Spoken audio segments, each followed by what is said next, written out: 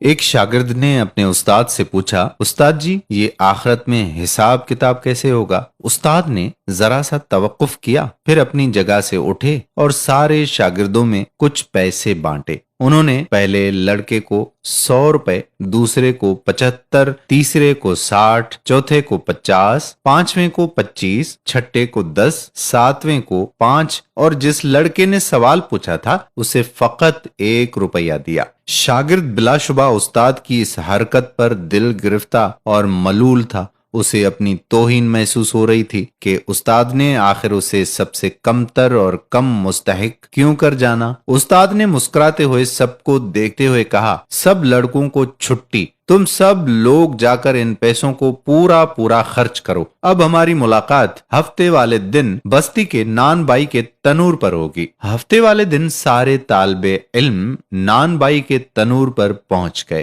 جہاں استاد پہلے سے ہی موجود سب کا انتظار کر رہا تھا۔ سب لڑکوں کے آ جانے کے بعد استاد نے انہیں بتایا کہ تم میں ہر ایک اس تنور پر چڑھ کر مجھے اپنے اپنے پیسوں کو کہاں خرچ کیا ہے اس کا حساب دے گا۔ پہلے والے لڑکے جسے 100 روپے ملے تھے اس کو دہکتے تنور کی منڈیر پر چڑھا کر استاد نے پوچھا، بتاؤ میرے دیے ہوئے 100 روپے کیسے خرچ کیے تھے؟ جلتے تنور سے جلتے شولوں کی تپش اور گرم منڈیر کی حدت سے پریشان لڑکا ایک پیر رکھتا اور دوسرا اٹھاتا، خرچ کیے ہوئے پیسوں کو یاد کرتا اور بتاتا کہ 5 کا گڑیا لیا تھا، 10 کی چائے، 20 کے انگور، 5 روپے کی روٹیاں اور اسی طرح باقی کے خرچے۔ لڑکے کے پاؤں حدت سے جل رہے تھے تو باقی کا جسم تنور سے نکلتے شولوں سے جھلس رہا تھا، حتیٰ کہ اتنی سی دیر میں اسے پیاس بھی لگ گئی تھی اور الفاظ بھی لڑکھڑانا شروع ہو گئے تھے۔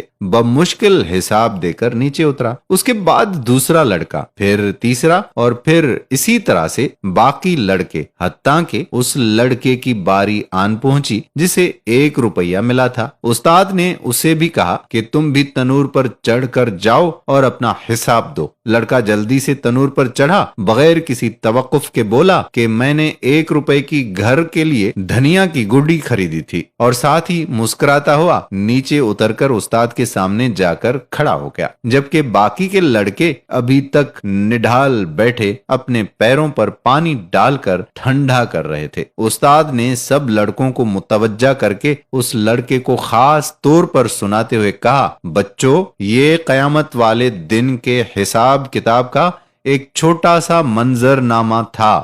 ہر انسان سے اس کو جس قدر عطا کیا گیا اس کے برابر حساب ہوگا۔ لڑکے نے استاد کو محبت سے دیکھتے ہوئے کہا کہ آپ نے جتنا کم مجھے دیا اس پر مجھے رشک اور آپ کی عطا پر پیار آ رہا ہے، تاہم اللہ تبارک و تعالیٰ کی مثال تو بہت اعلیٰ و ارفع ہے۔ اللہ تبارک و تعالی ہمیں اپنے حساب کی شدت سے بچائے اور ہمارے ساتھ معافی اور درگزر والا معاملہ فرمائے۔ دوستو، آپ کے پاس جتنا کم ہے تو یہ نہ سمجھیں کہ میرے ساتھ اللہ پاک راضی نہیں ہے۔ کم پر راضی رہنا سیکھیے، کیونکہ حساب کتاب کی سختی سہنے میں ہم بہت پیچھے ہیں۔ اللہ تبارک و تعالی ہمارے ساتھ احسان کا معاملہ فرمائے، آمین۔